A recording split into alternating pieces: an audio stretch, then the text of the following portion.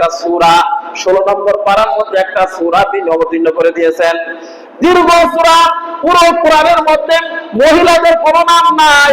আল্লাহ পাক রব্বুল আলামিন হযরত মারিয়াম আলাইহিস সালাতু ওয়াস সালামের নাম কোরআনের মধ্যে নিয়ে এসেছেন এবং তার পিতার নামও নিয়ে এসেছে আলী ইমরান। তার পিতার নাম হলো ইমরান। 3 নম্বর পারার মধ্যে 3 নম্বর সূরা, সূরাতু আলী ইমরান আছে না নাই?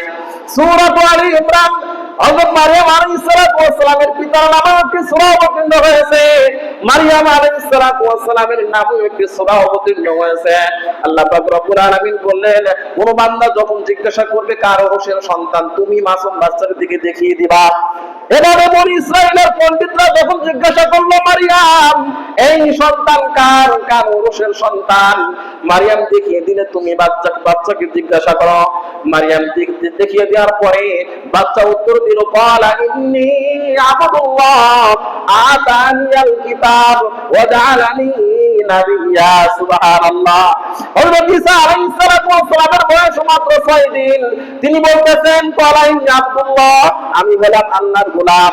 আতানিয়াল কিতাব, আল্লাহ পাক রব্বুল আলামিন আমার উপরে তাওরাত কিতাব নাযিল করেছেন। সুবহানাল্লাহ।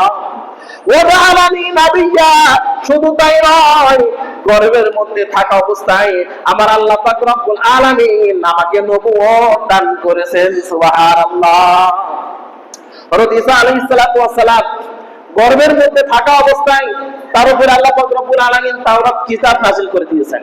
গর্ভের মধ্যে থাকা অবস্থায় ইনজিল কিতাব নাযিল করে দিয়েছেন। হযরত ঈসা আলাইহিস সালাতু ওয়াস সালাম তার গর্ভের মধ্যে, মারিয়াম আলাইহিস সালাতু ওয়াস সালামের গর্ভের মধ্যে থাকা অবস্থায় আল্লাহ পাক রব্বুল আলামিন তাকে নবুয়ত দান করেছেন। 6 দিনের বয়সী কোন শিশু, কোন বাচ্চা কথা বলতে পারে? বলেন তো দেখি। কথা বলতে তো পারে না। এটা কুদরত কার?